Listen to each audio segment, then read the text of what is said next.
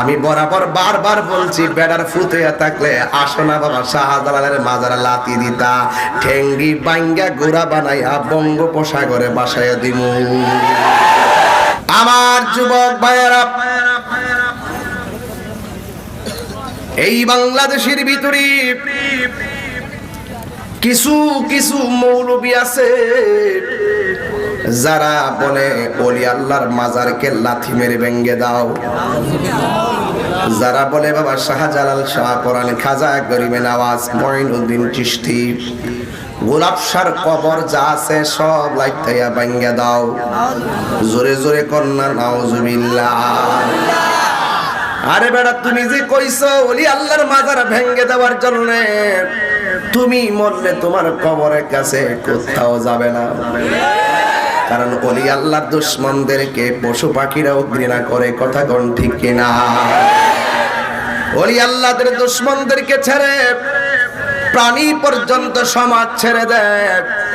আল্লাহর ওলিদের একটা কাফেলা যাদের নাম হলো আসহাবে কাহাফ, তাদের সঙ্গে একটা কুকুরও রওনা দিয়েছিল। কুকুর, এই কুকুর রওনা দেওয়ার পরে, ওই কুকুর রওনা দেওয়ার পর আল্লাহর ওলিরা বলছিল, কুকুর তুমি কেন আমাদের পিছনে পিছনে ছুটেছো?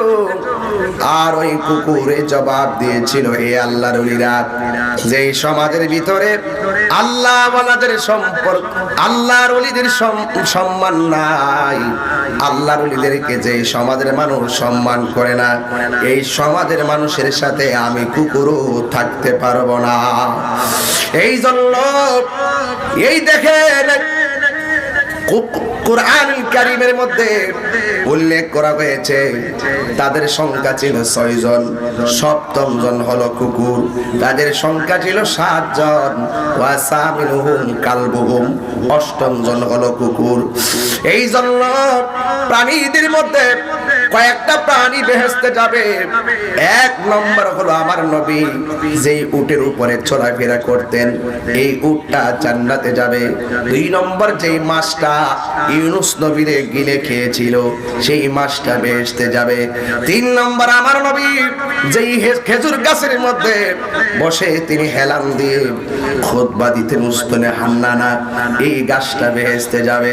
আরেকটা হলো যে কুকুরটা আল্লাহর ওলিদেরকে 100 বছর গুহার মুখে থেকে পাহারা দিয়েছিল, সেই কুকুরটাও বেহেশতে যাবে। জোরে জোরে কি সুবহানাল্লাহ বলা যাবে না? খেজুর গাছ কয় ওয়াক্ত নামাজ পড়ছে? উট কয় ওয়াক্ত নামাজ পড়েছে? বোয়াল মাছ কয় ওয়াক্ত নামাজ পড়েছে? কুকুরটা কয় ওয়াক্ত নামাজ পড়েছে? প্রমাণ হয়ে গেল মহব্বত এমন জিনিস, মহব্বতের দ্বারা আমার আল্লাহ রাজি হয়ে যায়।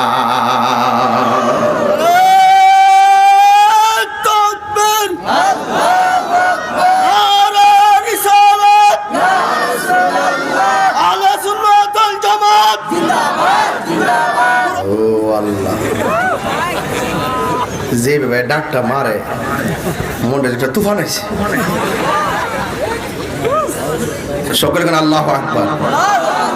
তো মহব্বতের দরকার আছে না নাই? আর দরকার আছে না নাই? আমরা যে নামাজ পড়ছি কবুল হয়েছে কিনা আমরা কি জানি? জানি না। তো ওলি আল্লাহরা কবরের ভিতরে জিন্দা না মরা? আরো বড় করে জিন্দা না মরা? জিন্দা। আজকে যারা বলে খাজা বাবার কবর মাজারটা লাইতে বাঙ্গালাইতো, আমি বরাবর বারবার বলছি বেড়ার ফুতে থাকলে আসো না বাবা শাহজালালের মাজার লাতি দিতা ঠেঙ্গি বাঙ্গা গোড়া বানাইয়া বঙ্গোপসাগরে বাসায় দিমু। হাত দিলা, হাত দিলা, হাত দিলা, ঠিক আছে?